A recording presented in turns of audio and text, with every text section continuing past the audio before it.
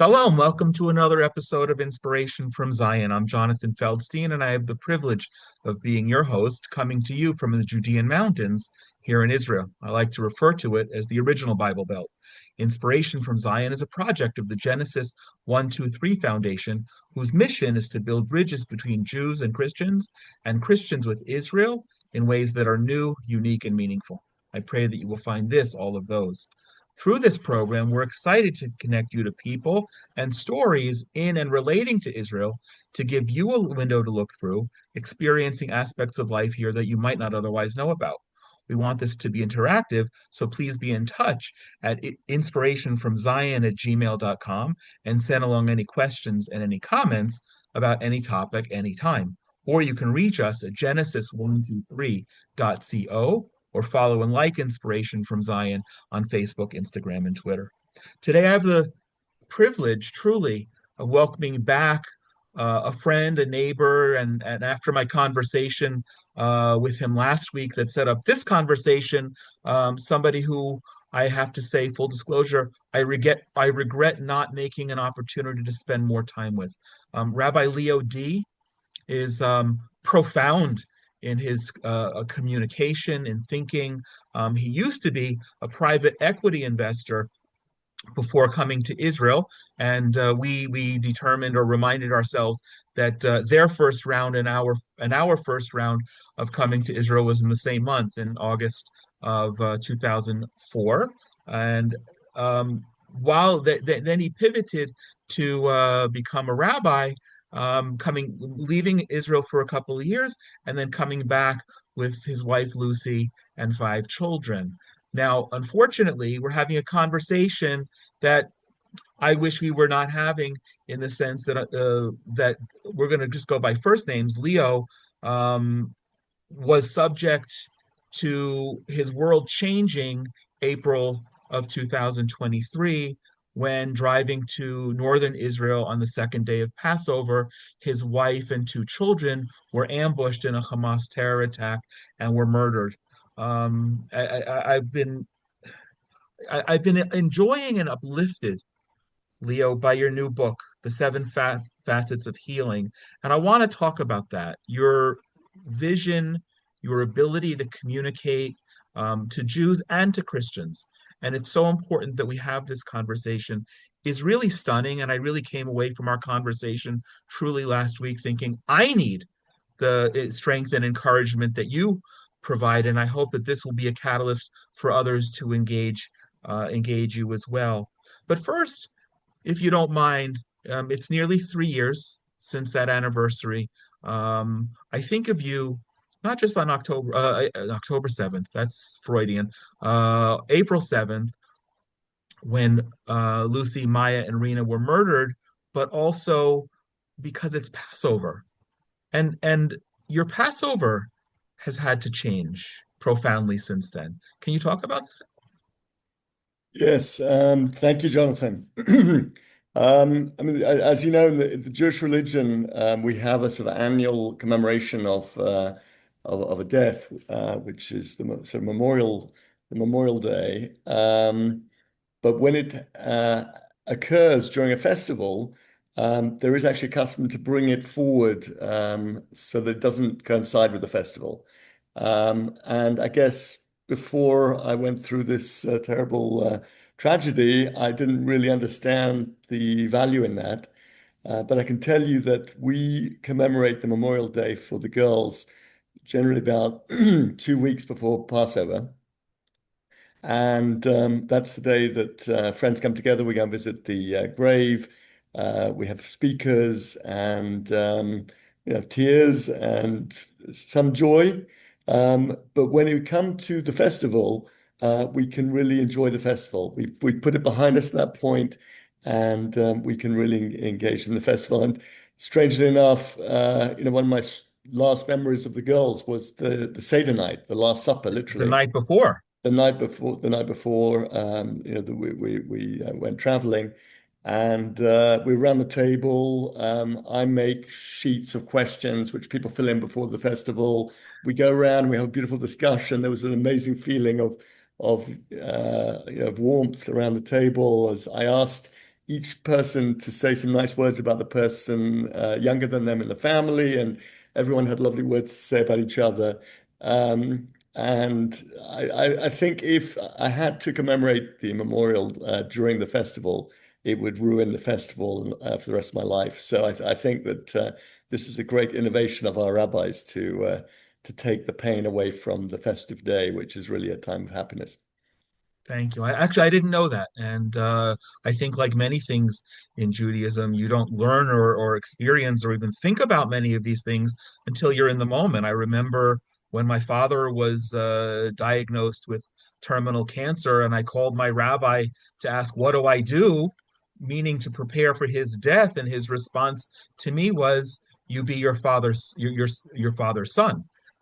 Which wasn't the kind of rabbinic answer that I was looking for, but indeed was the answer that I needed for the next 6 months to be the best son to my father that I could have been. And then when he died, to come to terms with the grief. But these are things that we don't typically think about or know about.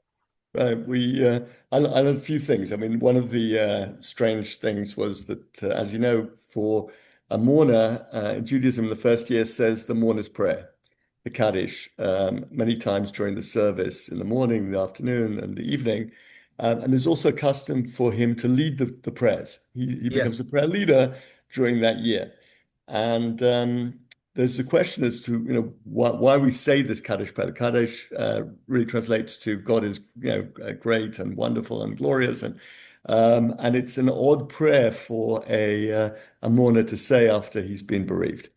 And as a rabbi, I would tell people, the standard answers were, well, that actually we say it in for the merit of the dead person, that their soul can rise in heaven.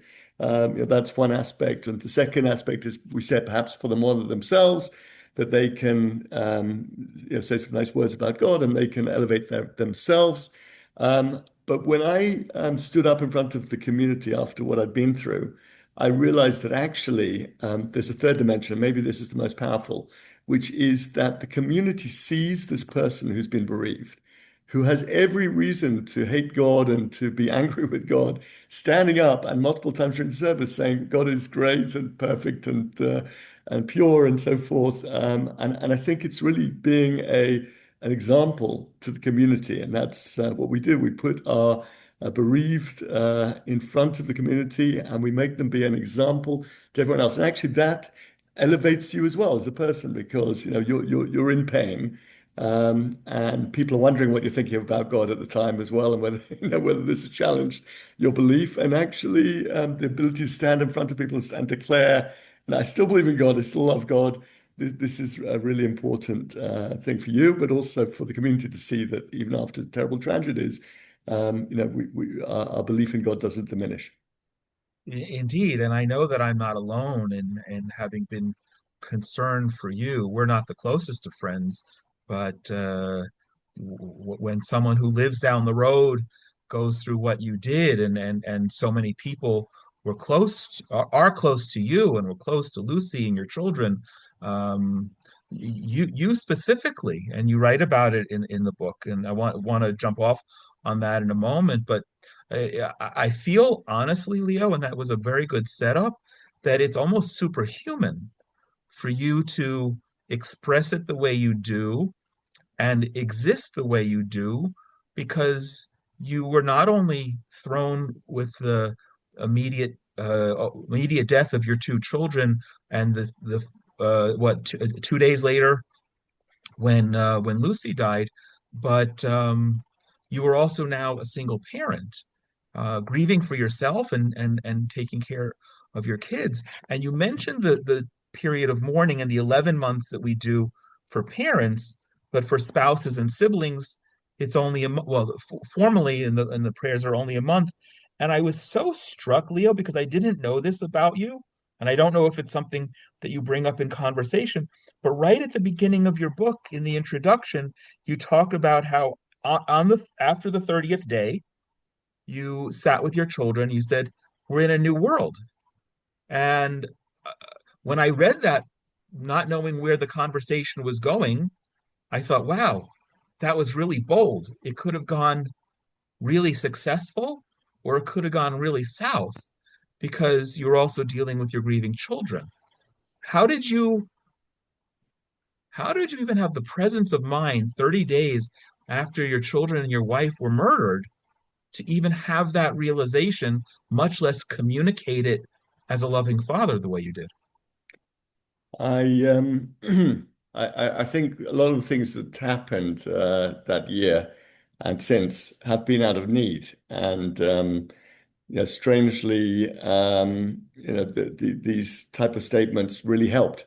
The ability to reframe our lives at that point was critical because if you go through such a terrible tragedy and you think your life will just continue, that is impossible. I think you have to understand that something has changed forever.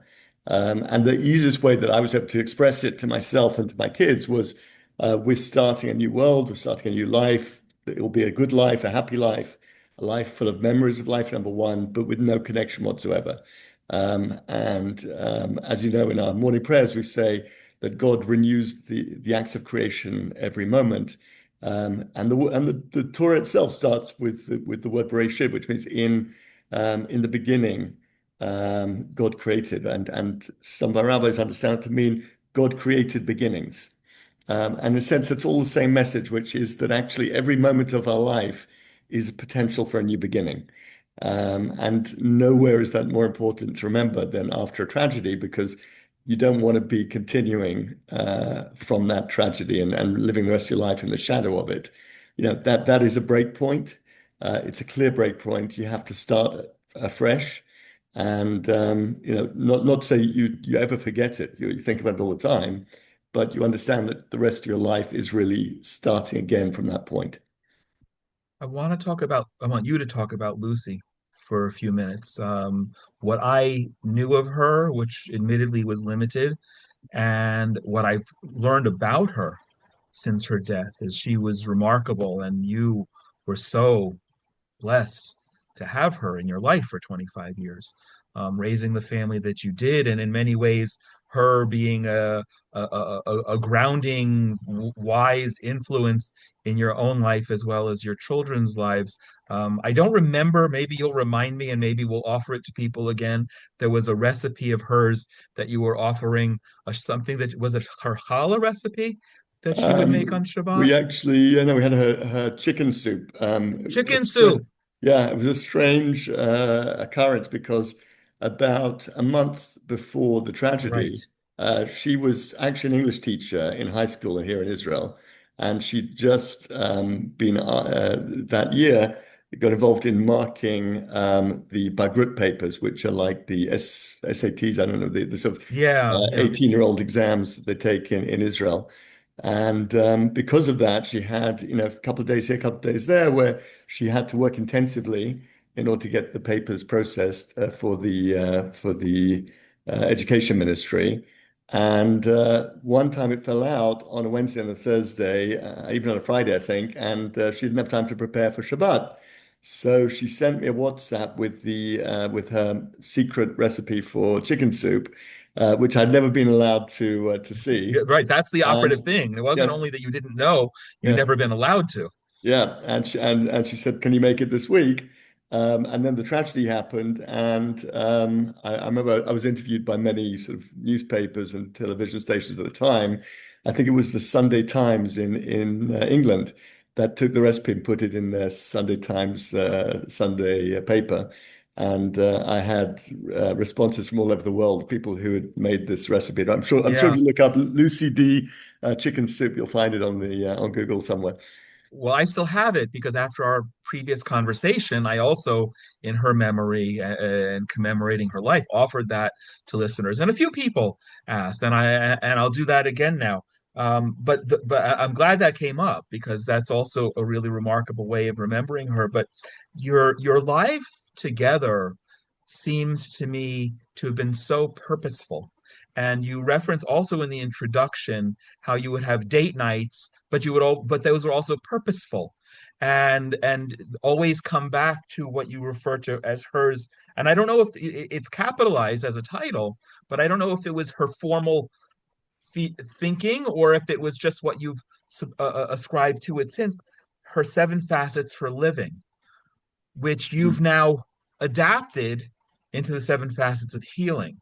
Can you transition us from the facets of living to the facets of healing? And then I want to talk about the healing because, um, especially as we speak at the beginning of a new year, for a lot of reasons, people have been through difficult years, and we've been through a difficult year nationally, and we need healing.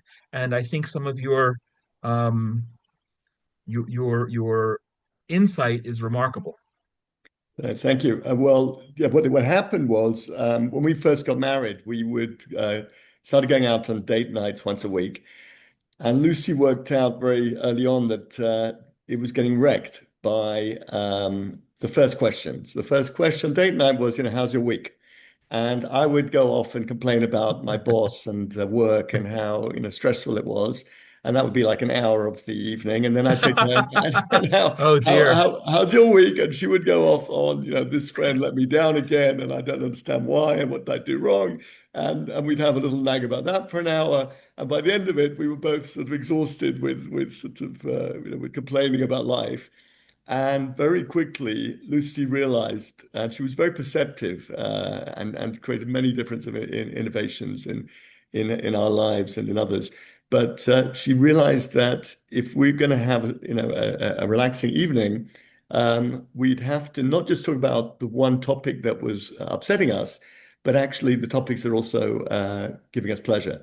And in the end, she boiled it down to what she called her seven facets, which all started with F. There was friends, family, fitness, fun, finances, firm, and faith. Yeah. And firm was like, or function, which was like our job, and faith.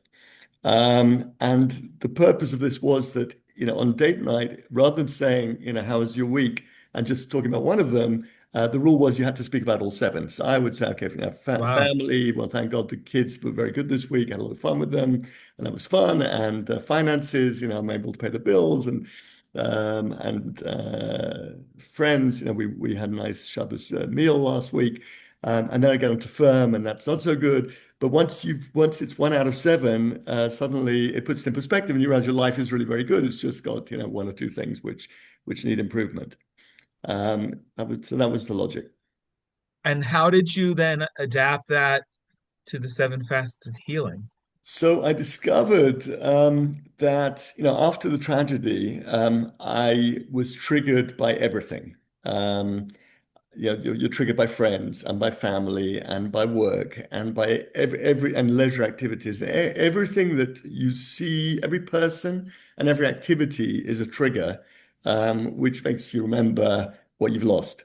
And so, there's not much you can do in the first week, and that's really why we have a Shiva. We sit at home and people visit us and we talk, but there's not really much you can practically do about those triggers because they're just, they're everywhere.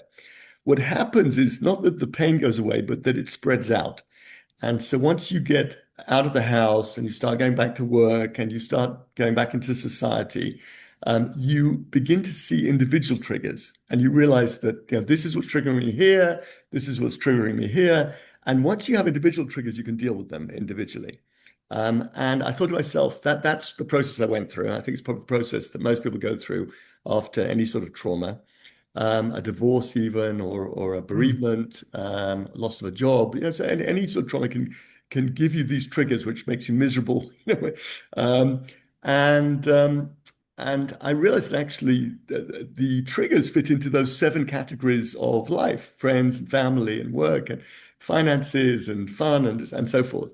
And so I thought, if I'm going to talk about how to deal with those triggers, I have to categorize them in some way. And I thought, well, this is as good as way as any, probably better. And so the book, the Seven Facets of Healing, is structured in those seven categories with 30 chapters. And each chapter, interestingly, I started with an assumption and a reality, meaning that what I noticed was I'm a very instinctive person. And I've spent my whole life, when I feel I want to do something, change job or try something new, I will do it. But what I discovered after trauma was that all my instincts were wrong. Not only were they wrong, they were 180 degrees wrong.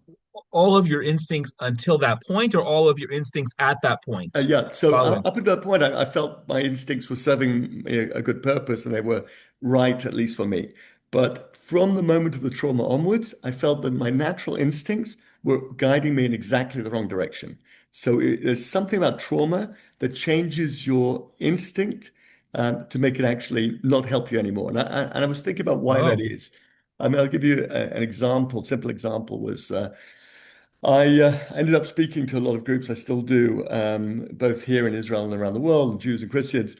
And I remember in that first year, I had many groups who came to a frat, and I would speak to them. Sometimes they were youth groups, sometimes adults. And at the end of the talk, often they would like a selfie with me. And I remember specifically not smiling because I felt purposefully. her purposefully not smiling because I felt that it would be an insult to the memory of Lucy Ma and Rena for me to be standing there with a group of people smiling. And how could I actually smile? And Mm. it was only later on that I remembered something. And I've studied a lot of positive psychology in my life. It's always been a passion of mine. And I remembered something which I'd learned years ago, which is that, when you smile, it makes you happy. So it's not just when you're happy you smile, but actually the Uh, process of smiling actually creates serotonin and makes you happy. And so my natural instinct, which was not to smile, was actually disserving me because it was preventing me from actually feeling happier. And only after about a year, when I suddenly sort of came to my senses and realized this was a pointless activity to not smile, and I started smiling again, actually it made me feel happier. And I realized that's really what you wouldn't want to do. I mean, post trauma. So I think, but it's a natural, when I say natural, a lot of the assumptions we have come from Hollywood movies. In the same way that we all know that, love, when it's presented in Hollywood, is probably 180 degrees the opposite to what it really should be and is. It turns out that bereavement and trauma and sadness presented by Hollywood movies is exactly the opposite as well. And the reason I think for this is as well that your what we call our Yetzer Hara, our natural inclination, I'll say evil evil inclination. inclination. I think Christians call it more the Satan inside us, wherever it is. Yeah, Does not want us to be happy following a trauma because it would have been very easy for me to lie in bed, to not get up, to not have to pray in the morning, to not have to go to work, to not have to speak to people, to not have to confront them, not have to explain myself, to not have to justify my existence. And so that wants to keep you in bed. It wants you to actually to not recover because there's something gratifying in a very animalistic way about not having to confront life. And you've got the best excuse in the world. I mean, nobody could possibly blame you for lying in bed and correct. doing nothing for years. And yet, what I discovered was this is really unhelpful. It's really destructive. And the moment you overcome that and you start doing the opposite to your natural drive after trauma, then you can start to heal. One of the things that I was reminded of when we were visiting last week and then began to read your book over Shabbat is how perceptive you are. Uh, that's not something I don't think that you can learn to be perceptive. I think you're gifted, you specifically have that as a gift. But I don't know that everyone has that ability to perceive that, first of all, not to smile because your wife and daughter were just murdered, daughters, excuse me, but then also that by not smiling, you're limiting your own happiness, and then to be able to articulate that and much less to put it in together, wrap it all up, and have so many lessons from this invaluable book that you've written. Am I missing that you're are perceptive by nature and have always been, or is this a muscle that you had to exercise particularly since April of 23? Jonathan, great question. It's a muscle which I have learned to exercise over the years. I can tell you that if you'd have met me as a teenager, you would have seen a sort of pretty introverted, Oh, really? lonely soul. What It's very happened hard to was imagine. yeah, yeah. What happened was I was brought up in a family. My parents are wonderful, but they're not very perceptive in terms of what I needed as a kid. They sent me to a school where there was a 10% limit on the number of Jews. It was a private school. It was a very good private school, but in those days, believe it or not, they could limit the number of Jews in the class. We had 10%. So in a class of 20, there were always two Jewish boys. I was one of them. I was also put a year ahead of myself. So I was the youngest in the year. That's very hard. And at the age of 11 and 12, I was 1 foot shorter than everybody else because they'd all gone through puberty and I Wow. hadn't. Add on to that, that I also came top in every subject. This was not a good combination. And I was very badly bullied by almost everybody else in the class for 2 years. And I remember this because my mother reminded me at one point that the only time she ever saw me cry was when I came home one day and told her that they threatened to throw me down the stairwell the next day. And after that, my parents got into action and the headmaster got involved. But really, it only solved itself once I grew a foot taller, and then and then it stopped. But I had that trauma, which today would, you'd send your kid to a psychologist for 10 years or something to get over. And in those days, the attitude was, what doesn't break you makes you stronger. And it made me very introverted, a bit of a loner, until I sort of left school, spent a year out, went to Israel, volunteered on kibbutz, and I sort of met a whole new group of people and became much more myself. But if you'd have asked me as my 15-year-old self, am I happy? I would say I'm miserable and I resent what's happened to me and so forth. And today, I thank God every day that I had that experience because I realized that the trauma I went through then was a little bit of a lesson for to help me in a trauma that was going to be so much greater later in my life. And I think that's something which helps. So I don't think I'm a natural, but I think that once we go through pain, we can learn from it. Everybody who's been through pain, in a sense, what doesn't break you does make you stronger. The operative words you just said are we can learn from it because not everybody is or can be in the presence of mind to be able to do so. I remember thinking about a colleague from wow 30 years ago before we moved to Israel who was going through tremendous trauma in her life and she refused to deal with it. And I felt so terrible for her that she was dealing with it, but I was perceptive enough at the time to realize that she wasn't allowing herself to deal with it, which was making it worse. Hmm. I don't think I'm as perceptive as you, and that came across in our conversation, and surely in your book. But I want to jump into just some of the nuggets from here, promoting the book Seven Facets of Healing. It's available on Amazon, and I haven't read it all, but I strongly want to encourage everyone to get it. Very, very insightful, very insightful. But before we get into that, you're speaking from a perspective of your own trauma, your own loss. But 6 months later, we, as the people of Israel, were thrown into a national trauma. Can you connect the dots about the seven facets of healing relating to personal loss and national loss that, in a sense, we're still experiencing?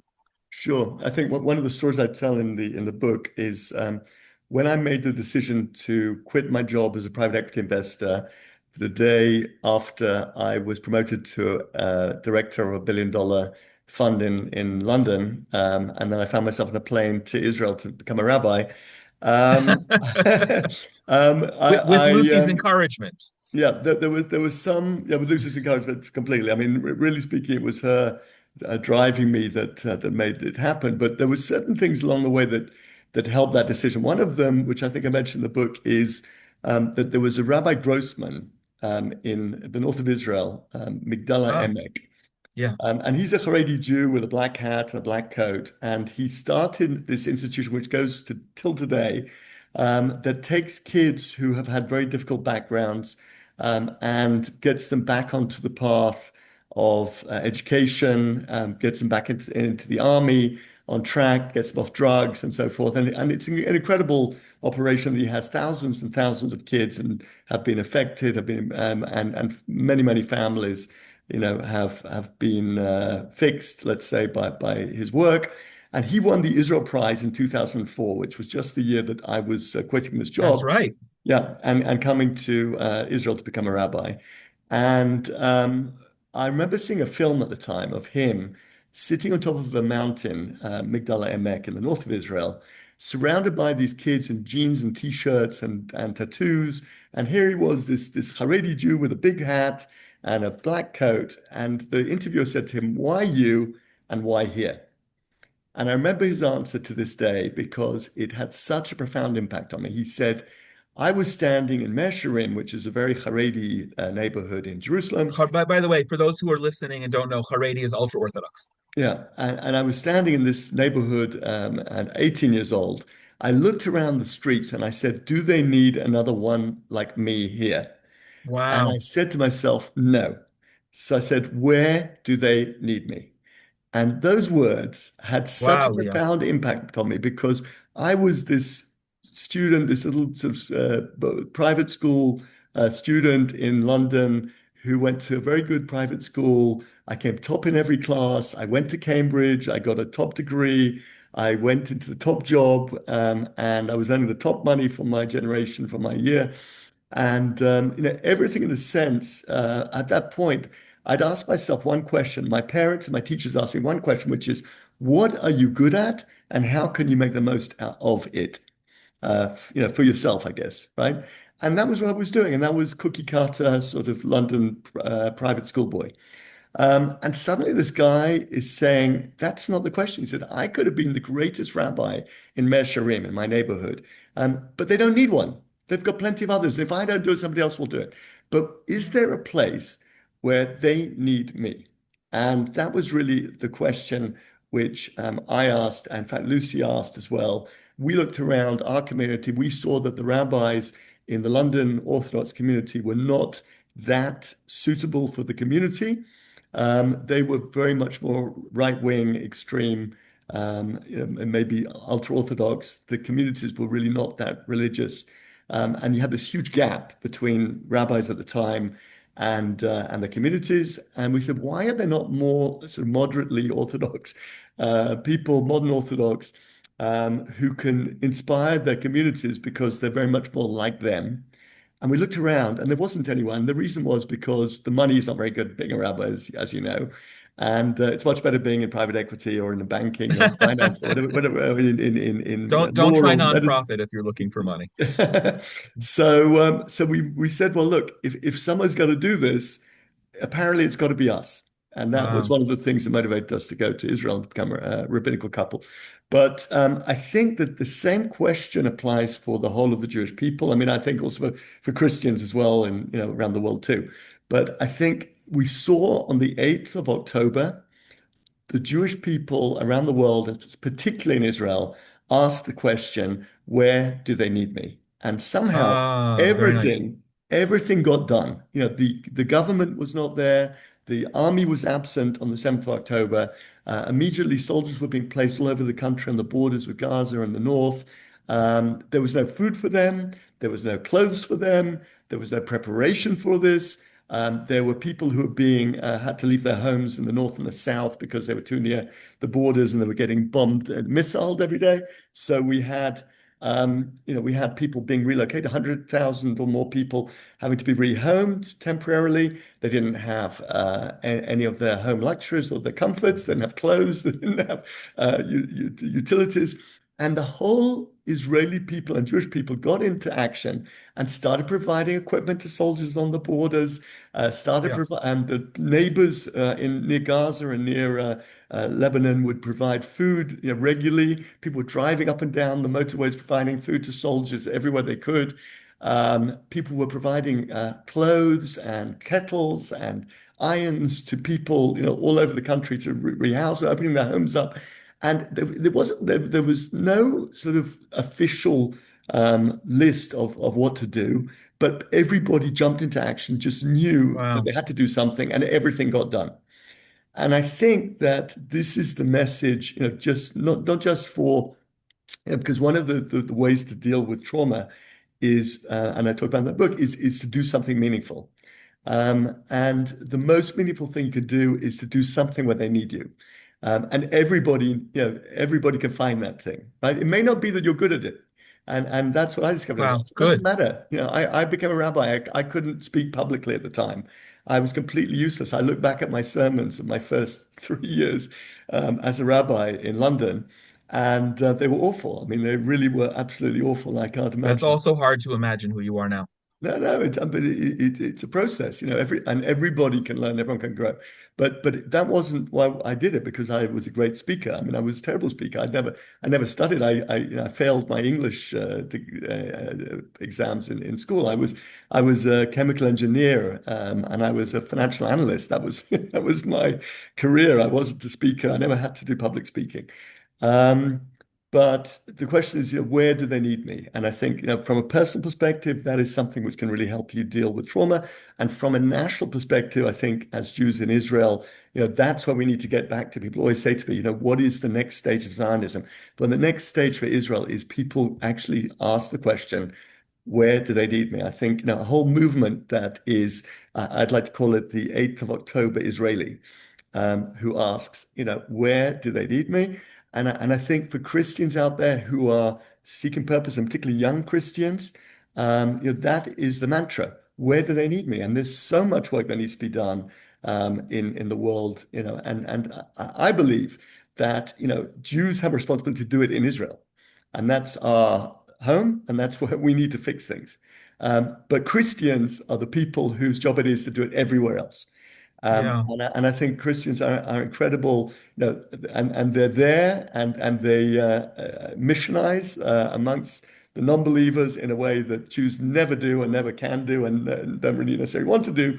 But Christians do it. They bring people in, they involve them, they make them give them meaning to their lives, and actually that is the way that we transform the world between us. We transform Israel, and Christians transform the rest of the world, and together we're really like a tag team. Beautiful. Okay, so Leo, someone's going through trauma right now. They just ordered your book. It's going to arrive by Amazon in potentially today, but in 48 hours or a week, depending on where they are. Now, admittedly, I've only gotten through 20%, and I say this not as pandering, not with any interest in it whatsoever, but really that I was disappointed that my guests stayed as late as they did on Shabbat because I was really looking forward to honestly getting through it. Someone's got the book, they're going through trauma. Now I know part of the answer to my question is it depends on what they're going through. But if you want to parachute somebody to the most significant uh, chapter, the most significant insight from all of it, is there a place that you would point people?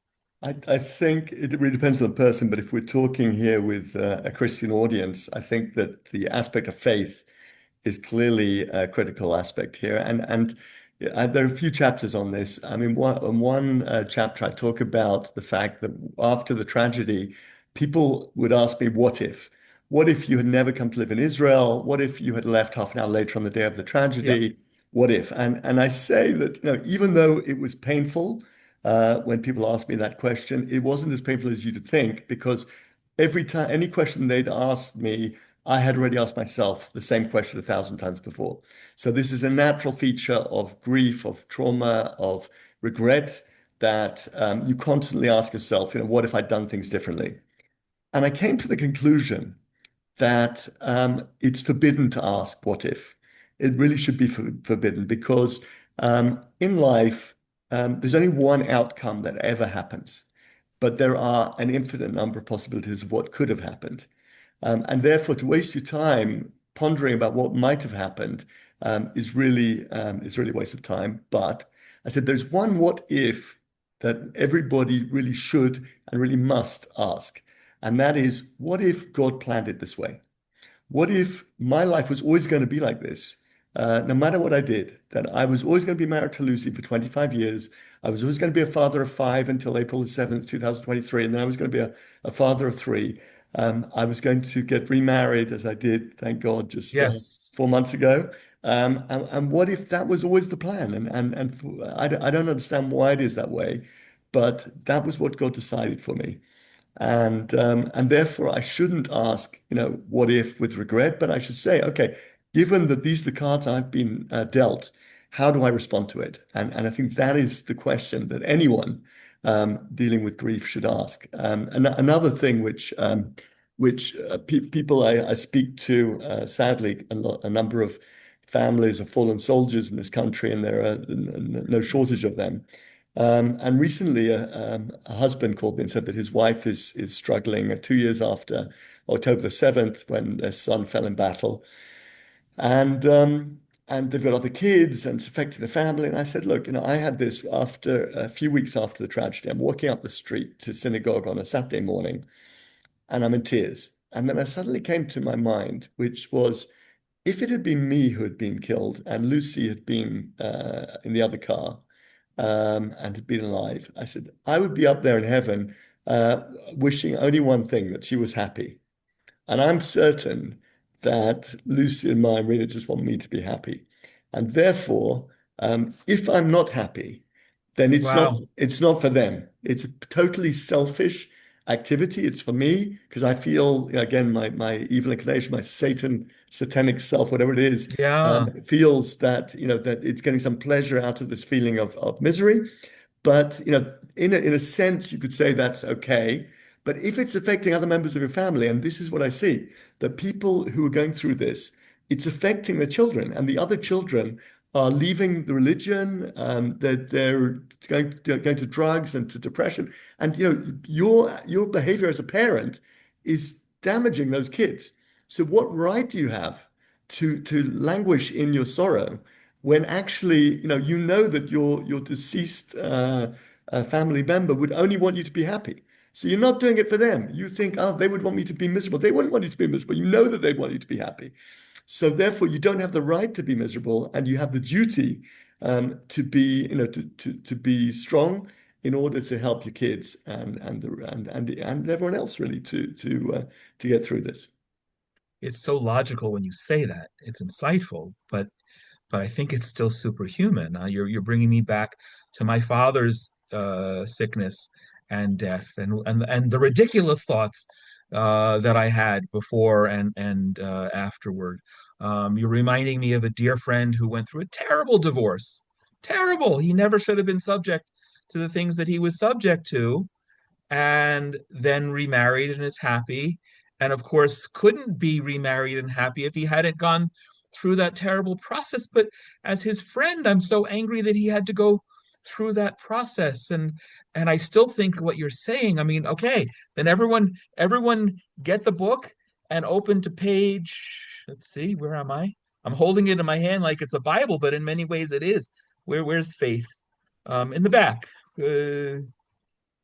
Go open to the back of the book and start reading from reading like we do in Hebrew, from the from right to left instead of from left to right. It's one of these reasons that I wasn't planning when we were visiting, and I want to jump into why we were visiting last week, to be as inspired as I was, but really taken away. And that's why we're having this conversation. And I pray that it's helpful and encouraging for others.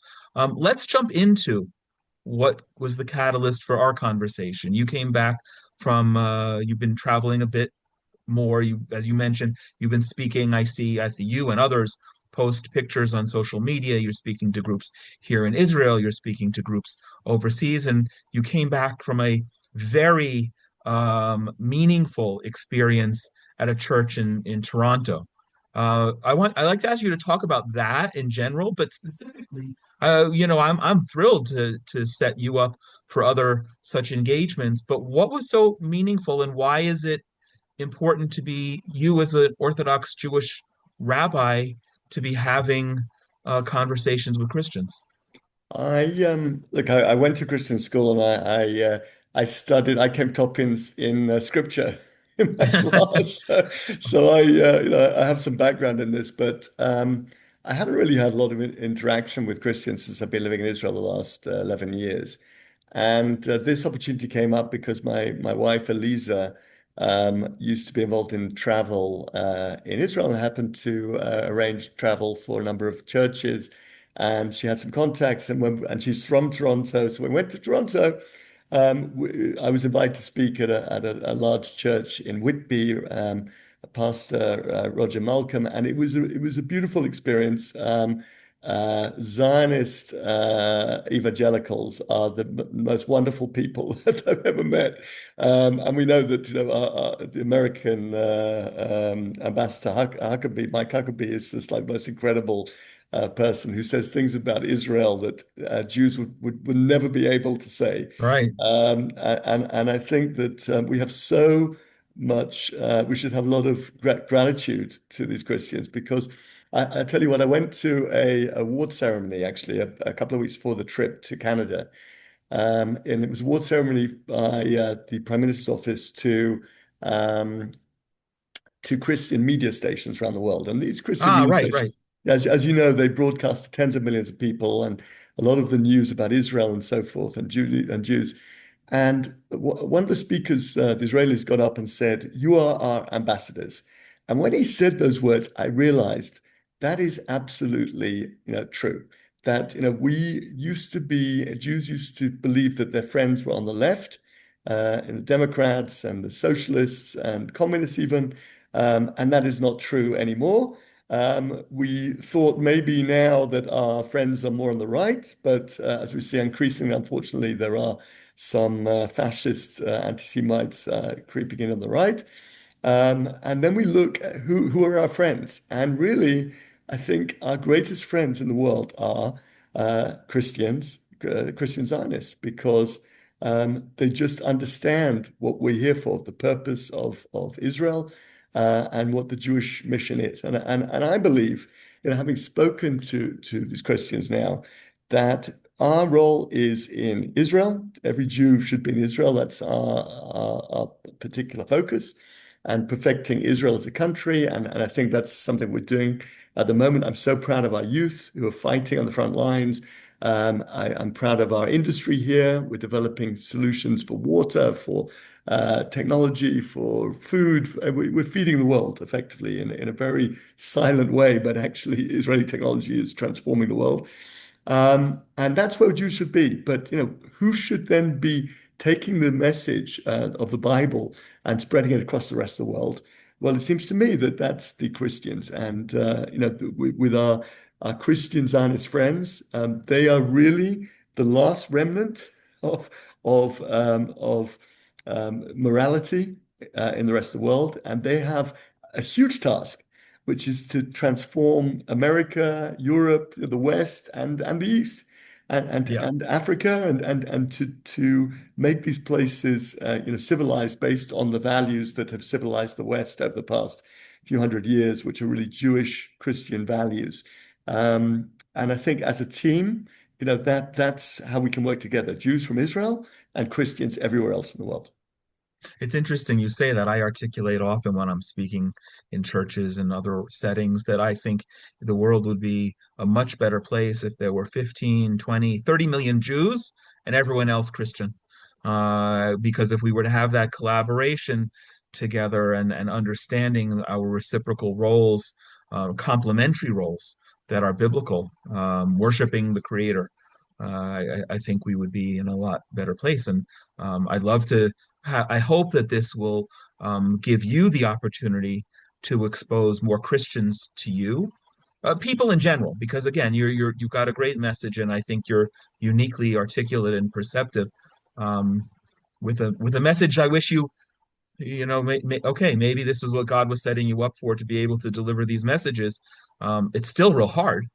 It's still real hard, but you're in this position now and you're uniquely placed to do it really well. So I hope that this will be a catalyst for that. What one thing did you take out of it that you specifically enjoyed being at this church? You spoke in the church and you had a meeting with a bunch of pastors over lunch and shared a little bit about that with me. But what was so insightful for you? Yeah, really, we had a lunch as you mentioned before the Sunday. We went on Thursday. We went for lunch, and I was sitting with six, seven pastors from the Toronto area, and they had one question for me, which I found fascinating, and subsequently realized this is a big issue for Christians, I think, worldwide. They said to me, "Look, we look around Toronto and we see that the next generation are rejecting religion in almost every category." He said, except Orthodox Jews. He said, we see kids walking around with their couples, their kippot, their yarmulkes, and their tzitzit, their fringes out their shirts, and they seem to be happily adopting Jewish tradition. And he said, we are suffering because the next generation are becoming, wokeified by universities and by culture, and it's more and the mobile smartphones, and it's more and more difficult to keep our children on the route that we've set out. And how do Jews do it, and how can we learn as Christians from Jews? And I think I was so touched when they asked the question. And there's so much to talk about, and there's so much that can be said to help, I think, Christians keep the children, on the path of religion, because as we know, religion is not just an add-on; it's the whole thing. Even though it's one of my seven facets in the book, it's really the encompassing facet of faith, which really solves everything. And I think that to the extent that people bring their children up with faith, they're giving them a tool that will serve them for life. Because whatever they go through, and surely as a parent, the most important thing that you want to give your kids is resilience. That whatever your children go through, if you give them a strong faith in a creator, in a purpose, then they'll be able to deal with anything in their lives. And if you don't do that, then God forbid, they could fall to drugs and to depression and to all the other different things, which, the majority, unfortunately, of Westerners are currently experiencing. And the experiment of rejecting religion, particularly Christianity in the West, has failed terribly. But unfortunately, it looks like it might be irreversible. But there are people who can reverse it. And Yeah. those are those Christians who are left who need to really now get stuck in terms of transforming the next generation and really working hard to bring it back. Because it's something which you can't afford to lose. I mean, the reason that Israel is able to defend itself as a nation and against all the evil around us is because we have strong faith. I mean, even the so-called secular Jews in Israel have a tremendous faith, a faith in God, a faith in their country, a faith in their people, a faith in the Bible. I don't know any actual secular people in the whole country. I don't know one secular person. Wow. Wow. Um, What a great comment. and I think that, that's what America needs. People have faith in America and the American people, the American culture, which is really Christian culture, but that is dying off. And, it's not just the loss of Christianity that we're mourning. It will be the loss of America because, as we've seen, the world is very unstable and empires come and empires go. But if the American people are able to retain their Christian beliefs, I believe they can save themselves at this point. And if they can't do that, they won't. And I don't believe the window is that wide at the moment for solving this problem. And I think every Christian out there should be absolutely dedicated to this 100%. Their own families, themselves, and the communities, Yeah. because that is really what is the most important issue, I think, facing America today America and the world and the world. And was every nation state will only survive to the extent they're able to recover their religious values. Because if you look back in history, the reason that nation states survived and thrived was because of religious values. We, as an experiment, last 20, 30, 40 years, decided that atheism was a smart idea. We followed professors from Harvard and Columbia University. We now see what's happened in Harvard and Columbia University. And we realized that we were following the idiots. But unfortunately, it's too late because they presented themselves as experts. And now many people have, lost their way because of these so-called experts. And it's up to Christians to go back to basics and to Yeah. recover themselves and recover the country. And Well I said. think that's a huge task. Well said. We could go on another hour just on that. But wrapping it up, Leo, I always like to give my guests the last word. What on anything that we've discussed and only scratched the surface on, or anything that I haven't brought up? What's the final message you want to leave with people I who are think following?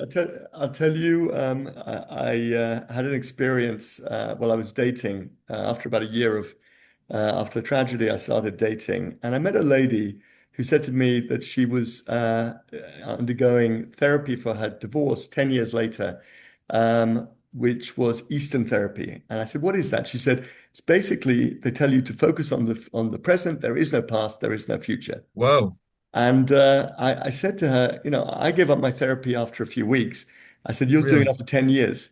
I said, "It's funny because I heard in the name of the Lubavitcher Rebbe that he said, there is no present, there's only the past, and there's the future." He says, "Yeah, the present is this fleeting moment between the past and the future. It really doesn't exist. Maybe it's the moment we decide whether we want to live in the past or we'll live in the future."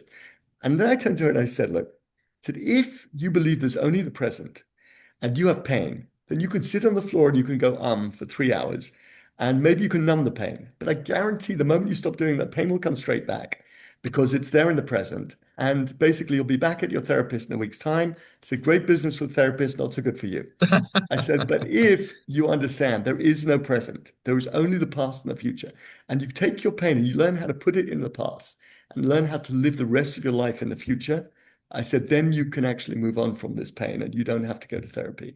And I think that that's, in a sense, a challenge for each of us. We all have pain, we all have regrets, we all have burden on us. And I think we have to learn how to take that and to categorize it as the past, to remember it, to have days of remembering, maybe moments during the day when we remember it, but to say that was the past.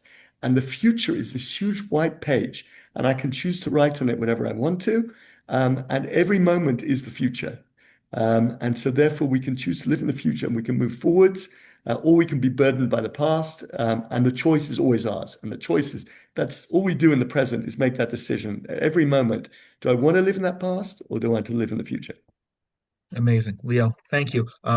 Everyone, the book is called The Seven Facets of Healing by Leo Dee, available on Amazon. If you're here in Israel, we'll connect you. You'll get a autographed copy and an opportunity to be inspired further as well. I'm really grateful for you. I'm grateful that you reached out, and I hope that our conversation will continue. But I'm grateful that that triggered this, and at the beginning of 2026, which is a made up calendar, but still we mark ourselves by the number of times the sun goes around the earth.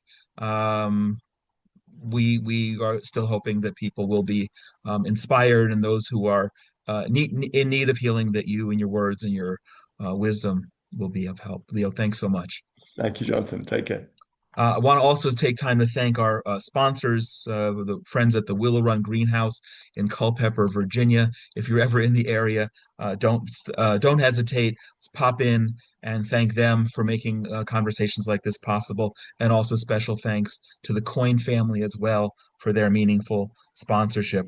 Inspiration from Zion and all of the Genesis 123 Foundation programs are made possible by donations. So please consider joining us to help continue the dialogue and building bridges. A very good friend of mine is going through some uh, need of healing personally, and would probably kill me if I mentioned who that person is, much less the person's gender. So that person may or may not be listening, but this episode is dedicated in prayerful honor that they will have the full physical and emotional healing that's necessary. If you'd like to sponsor an episode in honor or memory of a loved one or special occasion, please be in touch at inspirationfromzion@gmail.com. We'd always love to hear your comments as part of the dialogue, especially comments and questions for our Ask the Rabbi program. So please be in touch on any issues you may have. Please share this with others who will also find it of interest, and continue to join us right here as we bring you more meaningful conversations about unique topics relating to Israel that you won't hear anywhere else. Wherever you are in the world, I pray that you and your loved ones are all safe and healthy, and I send my blessings from right here in the Judean mountains. God bless you.